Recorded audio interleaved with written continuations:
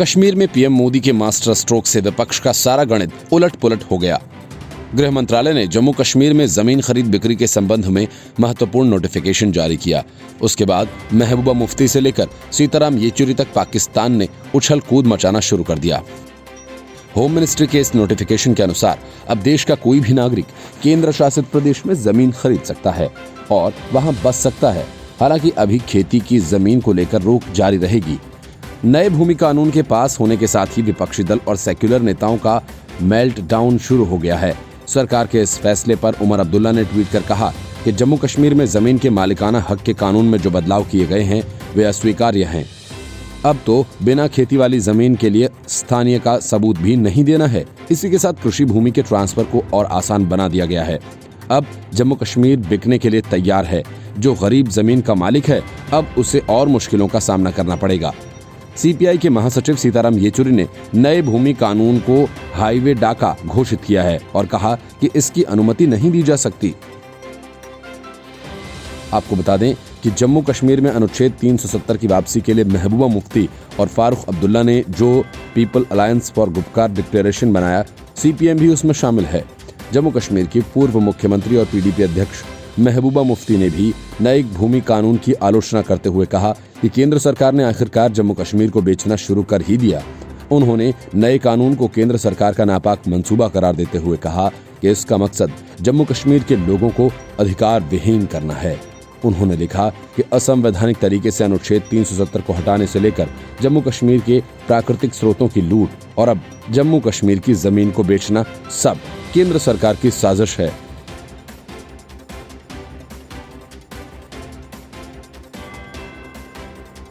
पाकिस्तानी संसद की कश्मीर कमेटी ने भी अपने नापाक मंसूबों को पूरा करने के लिए इस मेल्टडाउन में हिस्सा लिया। इसने दावा किया कि नया भूमि कानून कश्मीर पर संयुक्त राष्ट्र के प्रस्तावों का उल्लंघन है। मेल्टडाउन राजनीतिक स्पेक्ट्रम के उदारवादी गिरोह के कुछ बौद्धिक हलकों में भी स्पष्ट रूप से देखने को मिला। दिल्ली विश्वविद्यालय में सहायक प्रोफेसर होने का दावा करने वाली देविका मित्तल का दावा है कि नया भूमि कानून फासीवादी शासन द्वारा आक्रमण का कार्य है। असल में नया भूमि कानून भारत में कानूनों के अनुरूप है। अब तक जम्मू कश्मीर के लोग भारत के अन्य क्षेत्रों में भूमि खरीद सकते थे, लेकिन अन्य राज्यों के भारतीयों को जम्मू कश्मीर में भूमि का अधिकार नहीं था। नया कानून अनुच्छेद 370 के उन्मूलन के उद्देश्य को आगे बढ़ाता है, जो कि भारतीय मुख्य धारा के साथ जम्मू कश्मीर का एकीकरण है। Bureau report, news of India.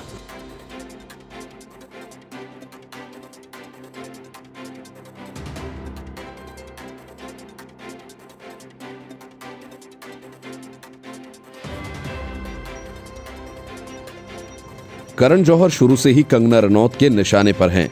Kangana Karan Johar के खिलाफ लगातार सक्रिय रहती हैं।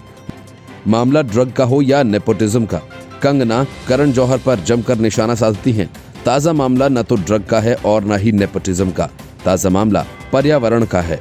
कंगना का कहना है कि गोवा में शूटिंग के दौरान करण जौहर की प्रोडक्शन टीम ने जमकर गंदगी फैलाई और पर्यावरण को नुकसान पहुंचाया। दरअसल करण जौहर की प्रोडक्शन टीम इस समय शकुन बत्रा के डायरेक्शन में बन रही फिल्म की शूटिंग गोवा में कर रही है। इस फिल्म में दीपिका पादुकोण, अनन्या पांडे और सिद्धांत चतुर्वेदी मुख्य भूमिकाओं में हैं। हाल ही में खबर आई थी कि पिछले महीने हुए शूट के दौरान इस फिल्म की प्रोडक्शन टीम ने कथित तौर पर गोवा में काफी गंदगी और कूड़ा करकट फैलाया। और इसी रिपोर्ट को ट्वीट करते हुए कंगना ने लिखा कि इसका असंवेदनशील और गैर जिम्मेदाराना रवैया एकदम भयावह है। फिल्म यूनिट्स में महिलाओं की सुरक्षा के लिए आधुनिक पारिस्थितिक संरक्षण के तरीकों, बेहतर मेडिकल सुविधाओं और कर्मचारियों के लिए बेहतर खाने के लिए सख्त नियमों की जरूरत है। हमें जरूरत है कि सरकार इन नियमों का पालन का काम एक खास तौर पर विभाग को दे। इससे पहले इसी ट्वीट श्रृंखला में कंगना ने लिखा था कि फिल्म इंडस्ट्री इस देश के नैतिक मूल्यों और संस्कृति के लिए केवल एक वायरस नहीं, बल्कि ये पर्यावरण के लिए एक बेहद विनाशकारी और नुकसानदेह बन चुकी है। अपने इस ट्वीट के साथ कंगना ने पर्यावरण मंत्री प्रकाश जावड़ेकर को टैग करते हुए लिखा, देखिए कथित बड़े प्रोडक्शन हाउसेस का घृणित, गंदा और गैर जिम्मेदाराना व्यवहार, कृपया मदद करें। बता दें कि कई न्यूज रिपोर्ट्स में बताया गया था कि फिल्म की टीम ने गोवा की राजधानी पणजी से 10 किलोमीटर दूर नेरुल गांव में काफी कचरा फैलाया था। हालांकि अभी तक प्रोडक्शन हाउस की तरफ से इस मामले में कोई जवाब नहीं दिया गया है। Report, news of India. .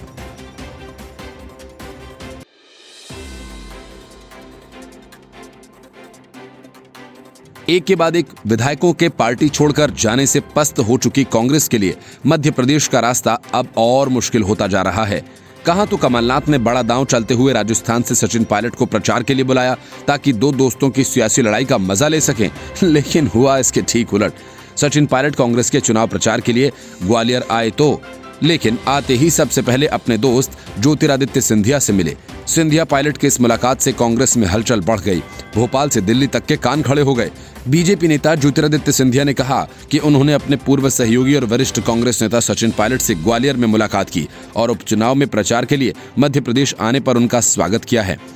सियासत संकेतों के सहारे की जाती है और सिंधिया को जो संकेत देना था वो दे दिया। सूत्र बताते हैं कि कांग्रेस के कई और विधायक पार्टी छोड़ने की तैयारी में हैं। माना जा रहा है कि वे उपचुनाव के नतीजों के बाद कांग्रेस से अपना इस्तीफा देंगे।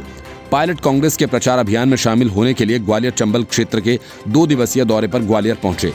कांग्रेस छोड़कर बीजेपी में शामिल हुए सिंधिया ने कहा कि मैं उनसे ग्वालियर में मिला और उनका स्वागत किया। ग्वालियर राजघराने के वंशज सिंधिया ने कहा कि मध्य प्रदेश में सबका स्वागत करने की परंपरा है, इसलिए पायलट का यहाँ स्वागत है। ये पूछे जाने पर कि कांग्रेस के पक्ष में पायलट के प्रचार करने से उपचुनाव में क्या कोई फर्क पड़ेगा, सिंधिया ने कहा, लोकतंत्र में सभी को प्रचार करने का अधिकार है। मध्य प्रदेश में 28 विधानसभा सीटों पर उपचुनाव के तहत 3 नवंबर को मतदान होगा। राजस्थान में राजनीतिक संकट से पहले पायलट से मुलाकात के सवाल पर सिंधिया ने कहा कि वह कांग्रेस के आंतरिक मामलों पर कोई टिप्पणी नहीं करना चाहते हैं। प्रदेश की सियासत में पिछले 7 महीनों में विधायकों का कांग्रेस से मोह भंग होने का सिलसिला जारी है। उपचुनाव के बीच कांग्रेस के एक और विधायक के बीजेपी में जाने के बाद पिछले 7 महीने में कांग्रेस का कुनबा कम हुआ है। अब तक 26 विधायक हाथ का साथ छोड़ चुके हैं। बीजेपी ने कुछ और विधायकों के संपर्क में होने का दावा किया। आगामी कुछ दिनों में उनके नाम भी सामने आ सकते हैं। उपचुनाव के बीच कांग्रेस के एक और विधायक के बीजेपी में शामिल होने के बाद बीजेपी नेताओं ने दावा किया कि अभी भी कांग्रेस के कुछ और विधायक संपर्क में हैं। ऐसे में सवाल उठने लगा कि क्या उपचुनाव के परिणाम आने से पहले ऐसे कुछ और झटके कांग्रेस को लगने वाले हैं। बीजेपी नेता पंकज चतुर्वेदी ने कहा कि बीजेपी में जो नेता शामिल हो रहे हैं उनका स्वागत है। कांग्रेस में उथल पुथल मची हुई है। कांग्रेस के और कई विधायक संपर्क में हैं। 28 विधानसभा सीटों पर उपचुनाव की घोषणा के बाद ये माना जा रहा है कि अब विधायकों के समर्थन और इस्तीफे का सिलसिला रुक जाएगा, लेकिन ये अभी भी जारी है। पहले भगवानपुरा से निर्दलीय विधायक केदार चिड़ाभाई डाबर ने शिवराज सरकार को समर्थन देने की घोषणा की और अब कांग्रेस विधायक राहुल सिंह लोधी ने विधानसभा की सदस्यता से इस्तीफा दे दिया। कांग्रेस लगातार बीजेपी पर खरीद फरोख्त का आरोप लगा रही है। कांग्रेस नेता जेपी धनोपिया का कहना है कि यदि बीजेपी को इसी तरीके से विधायकों की खरीद फरोख्त करनी है तो फिर उपचुनाव क्यों करा रही है। Bureau report, news of India.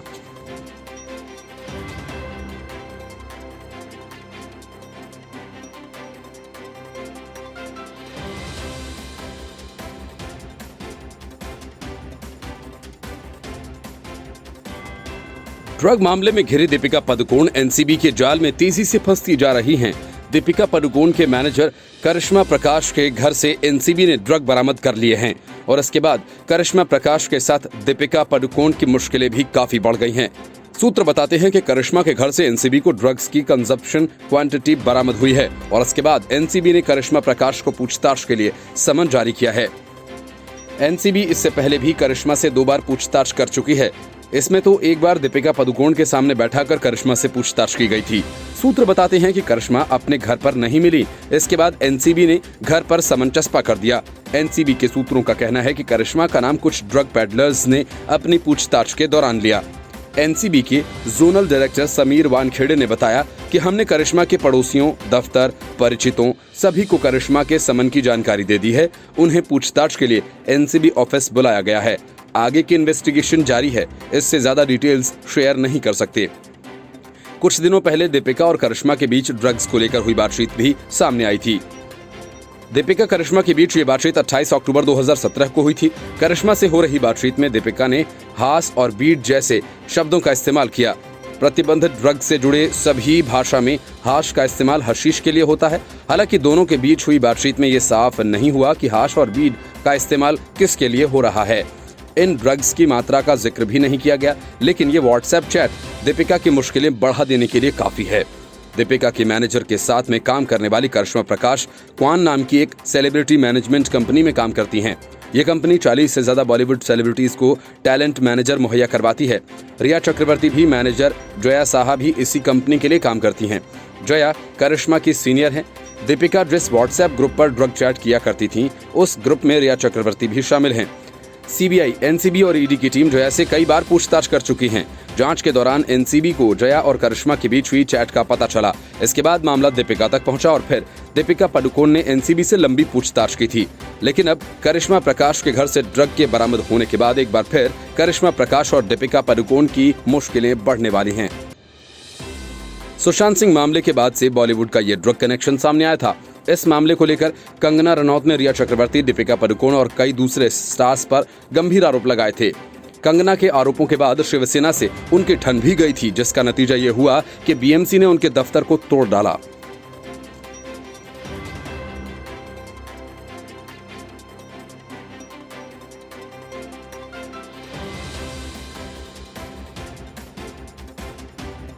UP के कुख्यात नेता मुख्तार अंसारी पंजाब की जेल में बंद हैं और उसे यूपी की अदालतें तलब कर रही हैं। पिछले दिनों जब यूपी पुलिस की टीम मुख्तार को यूपी ले जाने आई तो उसे बेरंग वापस लौटा दिया गया और ये कहा गया कि डॉक्टर्स ने मुख्तार अंसारी को 3 महीने तक बेड रेस्ट करने की सलाह दी है। लेकिन माना जा रहा है कि मुख्तार को यूपी न भेजे जाने के पीछे इस मामले में कांग्रेस और बीजेपी की आपसी खींचतान का मामला है। यूपी में प्रियंका वाड्रा अल्पसंख्यकों को रिझाने में जुटी हैं। ऐसे में अगर अमरिंदर सिंह सरकार मुख्तार अंसारी को यूपी जाने देती है तो प्रियंका वाड्रा का सियासी खेल खराब हो सकता है। अब बीजेपी विधायक अलका राय की एक चिट्ठी सामने आई है जो उन्होंने कांग्रेस नेतृत्व को लिखी है। प्रियंका गांधी और राहुल गांधी को लिखी गई इस चिट्ठी में पंजाब से कई मामलों में वांछित मुख्तार अंसारी के जेल से पेशी के लिए यूपी न भेजे जाने को लेकर आरोप लगाया गया है। आरोप ये भी लगाया गया है कि कुख्यात अपराधी को पंजाब सरकार बचाने की कोशिश कर रही है। ये पत्र प्रियंका गांधी वाड्रा के नाम भेजा गया।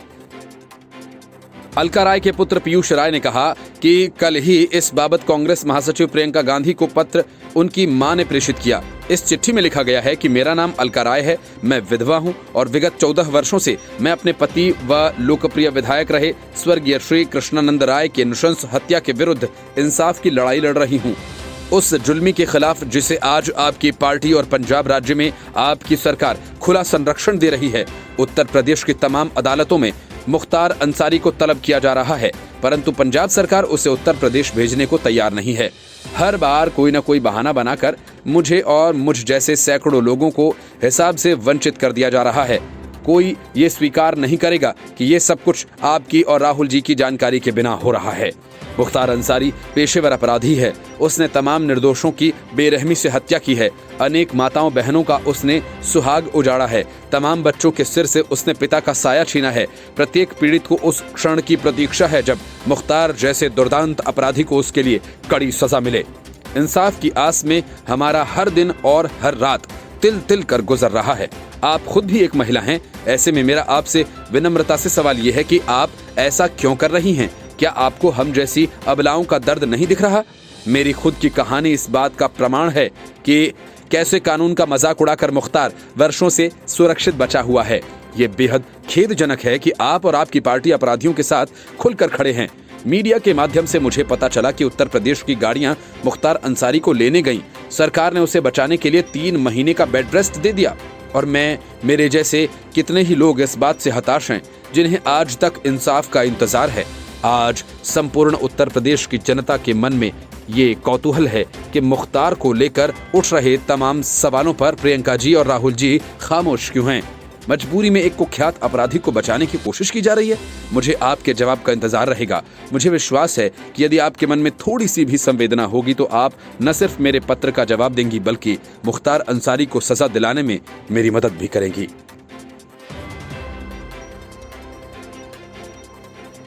अलगाववादी वाली हुर्रियत कॉन्फ्रेंस के दफ्तर सहित राष्ट्रीय जांच एजेंसी यानी एनआईए ने करीब 10 जगहों पर छापे मारे। एनआईए की छापेमारी से सबसे ज्यादा मिर्ची महबूबा मुफ्ती को लगी। एनआईए ने कश्मीर में जिन जगहों पर छापेमारी की उनमें ग्रेटर कश्मीर अखबार के मुख्य कार्यालय और मानवाधिकार कार्यकर्ता खुर्रम परवेज का आवास भी शामिल है। अधिकारियों ने बताया कि श्रीनगर और बांदीपोरा के कई स्थानों को मिलाकर आज 10 जगहों पर रेड मारी गई। एक अधिकारी के अनुसार अखबार के कार्यालय और कार्यकर्ता के आवास के अलावा एनआईए की टीम्स ने हैदरपुरा और नवाकदल में 2 एनजीओ, एक पत्रकार के घर, एक हाउस बोट के मालिक और हुर्रियत कार्यकर्ता के कार्यालयों पर भी छापेमारी की। सूत्रों ने इस हुर्रियत नेता की पहचान यूसुफ सोफी के रूप में की है, जो बांदीपुरा के बरार गांव का रहने वाला है। अधिकारियों ने यह भी कहा कि छापेमारी लगातार की जा रही है और कई गुप्त दस्तावेज और इलेक्ट्रॉनिक उपकरणों को जब्त किया गया है। वहीं एनआईए की टीम ने एनजीओ में हो रहे रुपयों के हेरफेर का भी पता लगाने के लिए नया मामला दर्ज किया। इसके तहत एनआईए रुपयों के सोर्स और खर्च का पता लगाएगी। इस एनजीओ पर लंबे समय से हवाला रैकेट, गलत तरीके से फंड जुटाने और आतंकियों को आर्थिक मदद देने का आरोप लगता रहा है। टीम ने ऐसे ही 3 और अन्य एनजीओ पर छापा मारा।